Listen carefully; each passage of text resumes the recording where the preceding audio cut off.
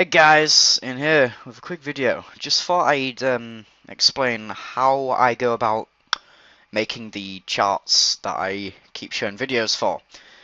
Basically, what I do is I use this brilliant site here, Ninsheet Music.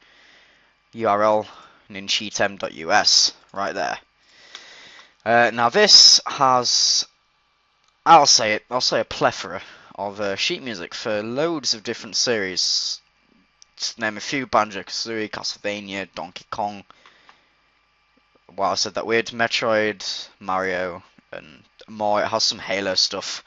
This is usually the place I go for my sheet music. There was another place I went, something like A vast thanks virus for something database like has been FF updated. Shrine or something like that, to get Zelda music from. But I kind of stopped using that because it didn't always have what I wanted.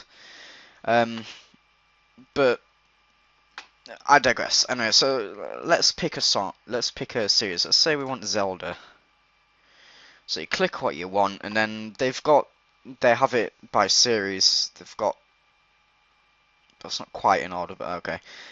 Uh, so you just go down and you have a look for the song you want. So let's say I want Guru Guru. Now I've got a few different options. You have a PDF format. You have a .muse file for, I think it's Muse Score, something like that. And you also have a MIDI, so you can just listen to it and or just import it if you want to mess about with it yourself. So in my case, I just click the PDF to try and get it, then just download it there and save it to a folder I have called Music PDFs. Then just open it. Once I've done that, I then go to my secondary piece of software, Guitar Pro 5, and have a look at the things. So in this case, I'm going to be charting the overworld from Zelda-only. So I have a look, notice I need 3 flats for the key, and also it's just the right and left hand. So you set the track up, usually change your instrument from guitar to just piano. Just get all this set up, name it right hand. I usually don't use across conventions, it's usually capitals like that. And insert the other track. Usually call it left hand, 6-string bass, because it gives you enough of a range. Usually says indicate tuning. I don't print this stuff off really, so there's no point. And there you go. You've got your 2 tracks set up. Set the key signature there to 3 flats, which would make it an E flat. And from there you can pretty much start charting with your notes and stuff.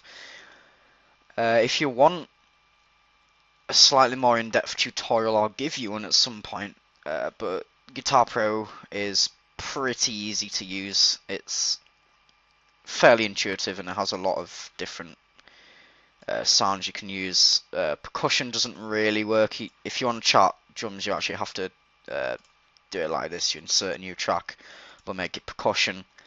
Then you can just do it like that, and it'll give you this with all the MIDI references for the different notes. There's all the note icons. So you've got, I think that's snare, kick, various different cymbals. Then you've got your toms and all sorts of stuff like bell trees and stuff. But I don't need that, so in this case, just delete it. That's that. Now,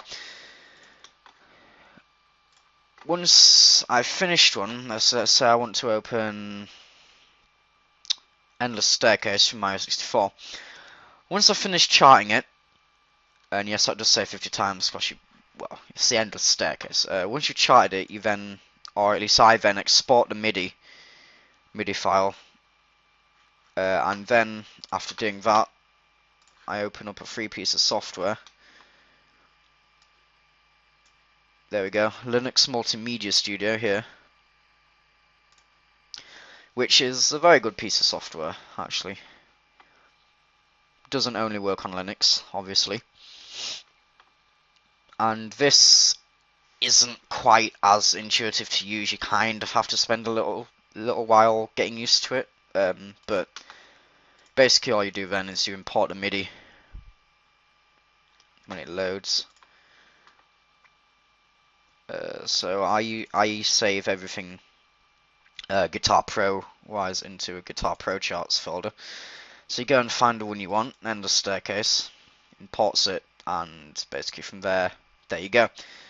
If you want to edit it, I wouldn't advise it. If you want to edit it, you can bring the piano roll up and edit the notes if you want to add stuff to it. But I really wouldn't advise doing this. Once you have it set up, I wouldn't mess about with it in here, essentially, because you will mess it up and it's not going to go well. So then you have to load a sound font. Most of the time I use the Game Boy sound font. I have a load of different ones, including NES, Square Synthesizer, another NES one, Super Mario World, stuff like that. Which basically gives a different sound. So then you just add a different patch to it, depending on which instrument you want. But I usually use Pier Boy, and then you play it and see what it sounds like. I won't play it, and then you just export it as a wave, say a WAV wave file. So it's somewhere, and then you can do whatever you want with it. You can mess about with it. You can use it and stuff.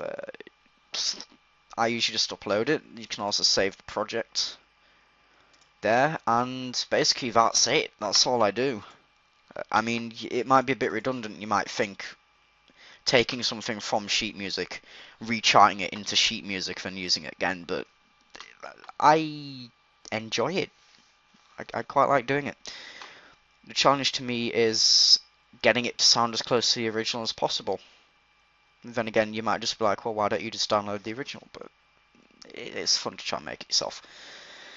So that's a quick little video showing you how I make my charts. If you're interested, Guitar Pro is not free. I was gifted it. There's trial versions available. I would go for version 6, because it allows you to go further down bass-wise, because Guitar Pro 5 has limits.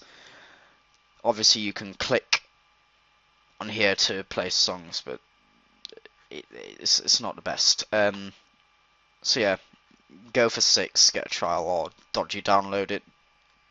Not saying you should, but if you're inclined to do that, dodgy download it, and get charting.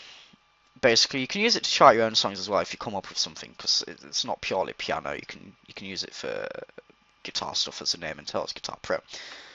But that's it. I think I've waffled on enough. I hope I've given you guys a little bit of an insight into how I do this, and I won't say I hope I've inspired you to start making charts yourself, but